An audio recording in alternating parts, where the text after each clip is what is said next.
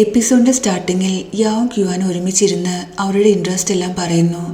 ഏത് ടൈപ്പ് മൂവീസാണ് അവർക്ക് ഇഷ്ടം, ഏത് മ്യൂസിക്കാണ് ഇഷ്ടം, അങ്ങനെ ഓരോ കാര്യങ്ങളും.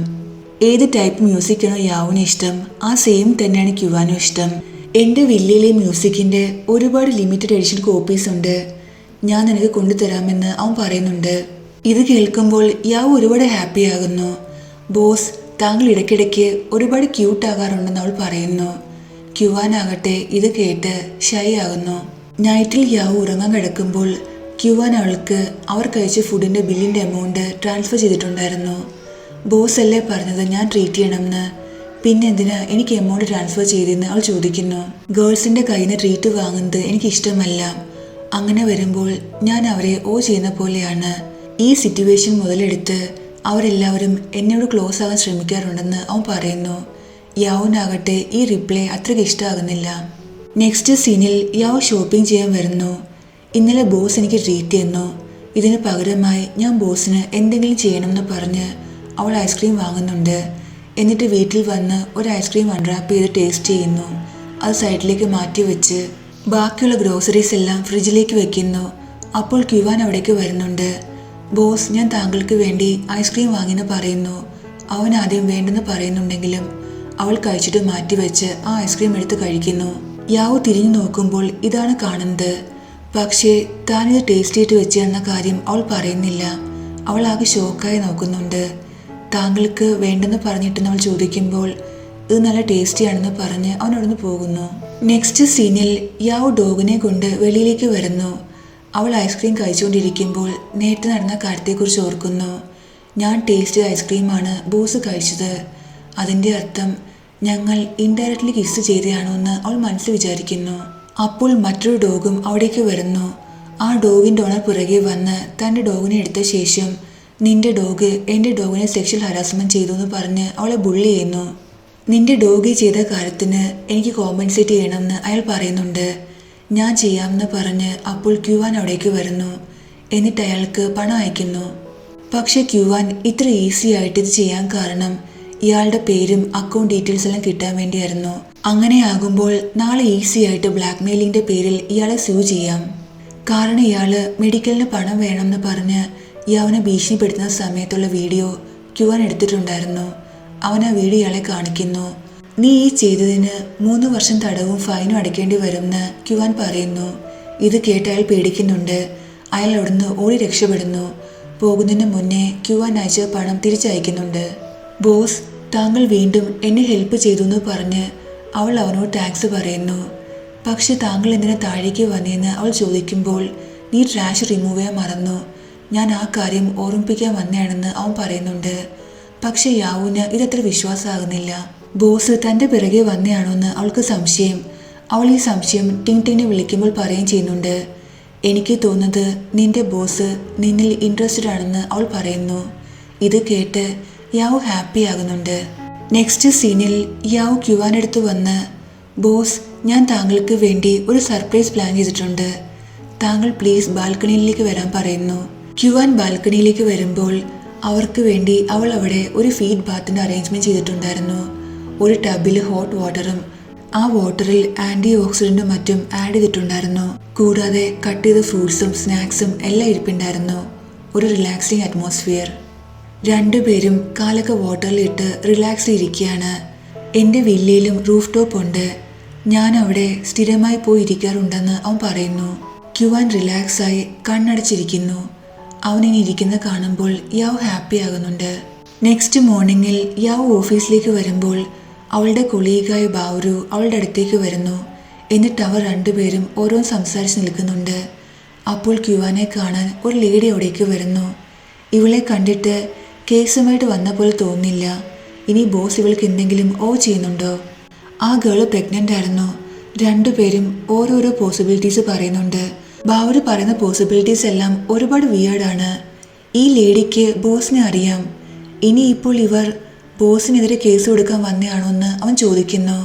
എന്നിട്ട് അവൻ ആ ലേഡിയുടെ അടുത്ത് വരുന്നുണ്ട്. ഞാൻ മിസ്റ്റർ ക്യുവാൻ്റെ ലോയറാണ്, നിങ്ങൾക്ക് എന്ത് പറയണമെങ്കിലും എന്നോട് പറയാമെന്ന് പറയുന്നു. അപ്പോൾ ക്യുവാൻ അവിടേക്ക് വരുന്നുണ്ട്. അവരുടെ അടുത്ത് വന്ന് വഴക്കു പറഞ്ഞ് ബാവരുവിനെ അവിടുന്ന് ഓടിക്കുന്നു. എന്നിട്ട് ആ ലേഡിയും കൂട്ടി അകത്തേക്ക് പോകുന്നുണ്ട്. ഒരു കേസിൻ്റെ കാര്യം ഡിസ്കസ് ചെയ്യാൻ വേണ്ടിയാണ് ആ ലേഡി അവിടേക്ക് വന്നത്. മീറ്റിംഗ് റൂമിൽ വരുമ്പോൾ ആ ലേഡി മറ്റാരുമല്ല മിസ്റ്റർ ഷോന്റെ സെക്കൻഡ് വൈഫ് ആണെന്ന കാര്യം യാവുന് മനസ്സിലാകുന്നു. ഒരിക്കലും ഈ ഗേളിനെ സപ്പോർട്ട് ചെയ്യാൻ യാവുന് തോന്നുന്നില്ല. കാരണം ഇതുപോലൊരു മിസ്ട്രസ് കാരണമാണ് ചെങ്സിയും അവളുടെ ഹസ്ബൻഡും തമ്മിൽ ഡിവോഴ്സ് ചെയ്യാൻ കാരണം. മിസ്റ്റർ ഷോൺ മരിച്ചുവെന്ന് ഞാൻ അറിയുന്നതിന് മുന്നേ തന്നെ മിസ്റ്റർ ഷോന്റെ വൈഫ് അദ്ദേഹത്തിൻ്റെ ബോഡി ഡിസ്പോസ് ചെയ്തു. ഈ കാര്യം ഞാൻ അറിഞ്ഞപ്പോഴേക്കും ഒരുപാട് ലേറ്റായി. ഞാൻ ഇനി എങ്ങനെ എൻ്റെ ജനിക്കാൻ പോകുന്ന മകന് അവൻ്റെ അവകാശം വാങ്ങിക്കൊടുക്കും? അവൻ മിസ്റ്റർ ഷോന്റെ മകനാണെന്ന് എനിക്കെങ്ങനെ പ്രൂവ് ചെയ്യാൻ പറ്റുമെന്ന് അവൾ ചോദിക്കുന്നു. ഇതെല്ലാം കേൾക്കുമ്പോൾ യാവുന് ബാഡ് ഫീൽ ചെയ്യുന്നുണ്ട്. പക്ഷെ യാവുൻ്റെ മനസ്സിൽ ഈ പ്രോപ്പർട്ടീസിൻ്റെ എല്ലാം അവകാശം ഡോങ്ങിൻ്റെ മദറിനാണ്, അതായത് മിസ്റ്റർ ഷോന്റെ ലീഗൽ വൈഫിന്. കാരണം അവർ ഇത്രയും വർഷം മിസ്റ്റർ ഷോനെ സപ്പോർട്ട് ചെയ്തു, അയാളുടെ ബിസിനസ് വളർത്താൻ വേണ്ടി അയാളെ ഹെൽപ്പ് ചെയ്തു. എന്നിട്ട് കുറച്ച് മാസം മാത്രം പരിചയമുള്ള ഇവർ 200 മില്യൺ പ്രോപ്പർട്ടീസാണ് അദ്ദേഹത്തിൻ്റെ കയ്യിൽ നിന്ന് വാങ്ങാൻ ശ്രമിക്കുന്നത്. ഇവർക്കിതിന് എന്ത് അവകാശമാണെന്ന് അവൾ മനസ്സിൽ വിചാരിക്കുന്നു.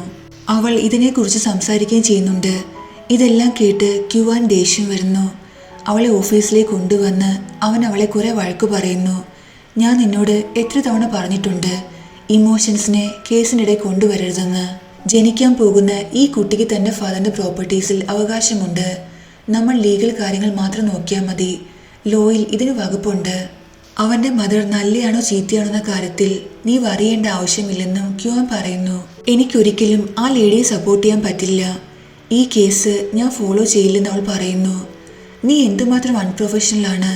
നിന്റെ ആറ്റിറ്റ്യൂഡ് ഇങ്ങനെയാണെന്ന് നേരത്തെ അറിഞ്ഞിരുന്നുവെങ്കിൽ ഒരിക്കലും ബാക്ക് ഡോർ വഴി നിന്നെ അപ്പോയിന്റ് ചെയ്യാൻ ഞാൻ ലീജിനെ സമ്മതിക്കില്ലായിരുന്നു.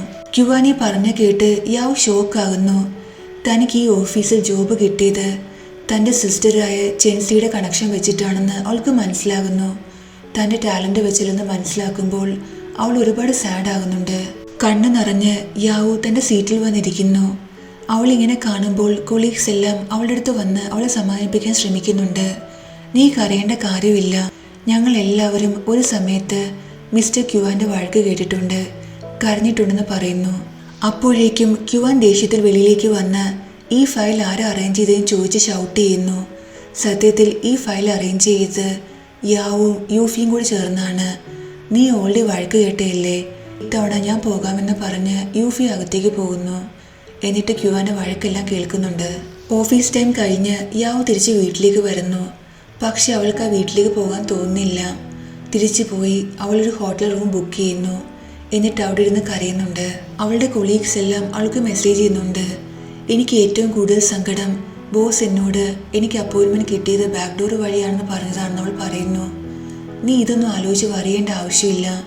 നിന്റെ CV ഞങ്ങൾ കണ്ടയാണ്, നിന്റെ ടാലൻറ്റും ഞങ്ങൾ കണ്ടയാണ്. നീ ഈ സീറ്റ് ഡിസേർവ് ചെയ്യുന്നതാണെന്ന് അവർ പറയുന്നു.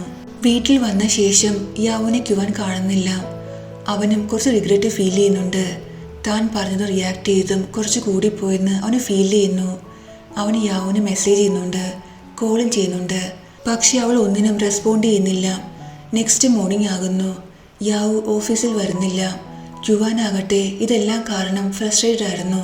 ഇന്നലെ കിട്ടിയത് യൂഫിക്കാണെങ്കിൽ ഇന്ന് ബാവ്രുവിൻ്റെ ചാൻസ് ആയിരുന്നു. ബാവ്രുവിനെ കുറെ വഴക്ക് പറയുന്നുണ്ട്. ഇതെല്ലാം ലീജൻ ശ്രദ്ധിക്കുന്നു. നീ എന്തായി ചെയ്യുന്നത്?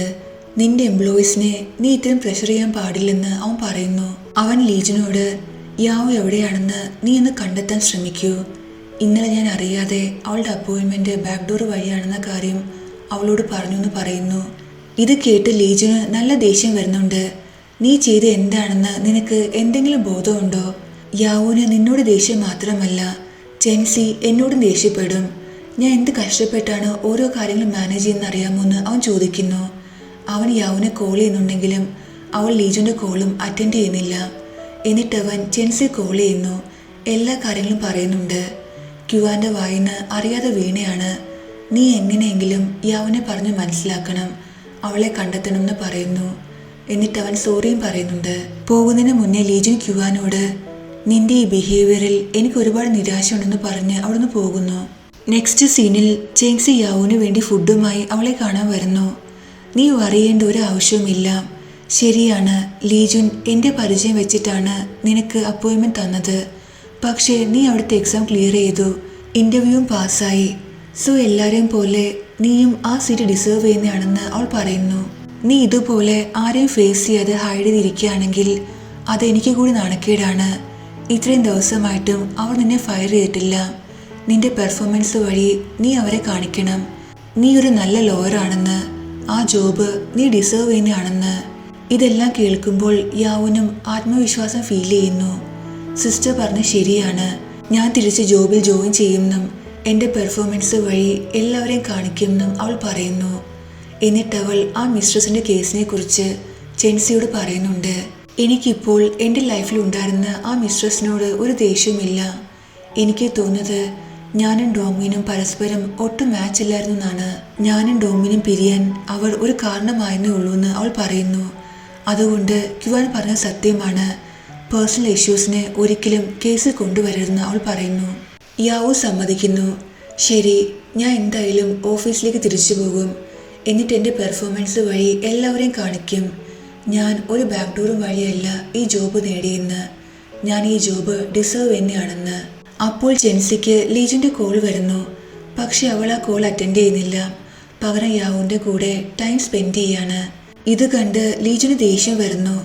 തൻ്റെ ദേഷ്യം മുഴുവൻ അവൻ ക്യുവാനോട് തീർക്കുന്നുണ്ട്. നോക്കൂ, നീ എന്താ ചെയ്തതെന്ന്. ഇപ്പോൾ ജെൻസി എൻ്റെ കോള് പോലെ അറ്റൻഡ് ചെയ്യുന്നില്ല. ഇതെല്ലാം ചെയ്ത് നിനക്ക് എന്ത് കിട്ടിയെന്ന് ചോദിക്കുന്നു. ക്യുവാൻ ആകട്ടെ മിണ്ടാതിരുന്ന് ഇതെല്ലാം കേട്ടുകൊണ്ടിരിക്കുകയാണ്. ഞാൻ ചെയ്തതിന് റെസ്പോൺസിബിലിറ്റി ഏറ്റെടുക്കാൻ ഞാൻ തയ്യാറാണെന്ന് അവൻ പറയുന്നു. ശരി, അങ്ങനെയാണെങ്കിൽ ഇപ്പോൾ തന്നെ പോയി യാവനോട് സോറി പറയാൻ പറഞ്ഞ് അവൻ ക്യുവാനെ കൂട്ടി പോകാൻ തുടങ്ങുന്നു. അവർ വെളിയിലേക്ക് വരുമ്പോൾ യാവോ അവിടേക്ക് വരുന്ന കാണുന്നു. ലീജിൻ അവളുടെ അടുത്തേക്ക് ഓടി വന്ന്, ജെൻസി നിന്നോട് എല്ലാ കാര്യങ്ങളും പറഞ്ഞു മനസ്സിലാക്കിയല്ലേ, നിനക്കിപ്പോൾ എല്ലാ കാര്യങ്ങളും മനസ്സിലായെന്ന് തോന്നുന്നു അവൻ പറയുന്നു. അതെ, ഇതിൽ എൻ്റെ മിസ്റ്റേക്കും ഉണ്ട്. ഞാൻ പ്രൊഫഷണൽ അല്ലായിരുന്നു. പക്ഷെ ഇനി മുതൽ ഞാൻ പ്രൊഫഷണലായിട്ട് മാത്രമേ എല്ലാ കാര്യങ്ങളും നോക്കിക്കാണൂന്ന് അവൾ പറയുന്നു. അവൾ ക്യുവാൻ്റെ അടുത്ത് വന്ന് സോറി പറയുന്നു. സോറി ബോസ്, എൻ്റെ ബിഹേവിയറിന്. ഞാൻ പ്രൊഫഷണലായിട്ടല്ല എല്ലാ കാര്യങ്ങളും നേരിട്ടത്. പക്ഷേ ഞാൻ താങ്കളെ പ്രൂവ് ചെയ്ത് കാണിക്കും എൻ്റെ അപ്പോയിൻമെൻറ്റ് ബാക്ക് ഡോർ വഴിയല്ലെന്ന്, ഈ ജോബ് ഞാൻ ഡിസേർവ് ചെയ്യുന്നതാണെന്ന്. ഇതെല്ലാം കേൾക്കുമ്പോൾ ക്യുവാനും സമാധാനമാകുന്നു. നെക്സ്റ്റ് സീനിൽ എല്ലാവരും മീറ്റിംഗ് റൂമിൽ ഇരിക്കുകയാണ്. ചിങ്ങിൻ്റെ ബേബി മിസ്റ്റർ ഷോൻ്റെ ആണെന്ന് എങ്ങനെ പ്രൂവ് ചെയ്യുന്ന കാര്യം അവർ ഡിസ്കസ് ചെയ്യാണ്. കാരണം മിസ്റ്റർ ഷോൻ്റെ ബോഡി അവർ കത്തിക്കുകയായിരുന്നു. അത് കാരണം DNA ടെസ്റ്റ് ചെയ്യാൻ വേണ്ടി അവരുടെ കയ്യിൽ ഒന്നുമില്ല. നമ്മുടെ മുന്നിൽ മിസ്റ്റർ ഷോൻ്റെ ഡോട്ടറായ ഡോം ഉണ്ടല്ലോ, അവളുടെ DNA ചെക്ക് ചെയ്യാൻ പാടില്ലെന്ന് യാവ് ചോദിക്കുന്നു.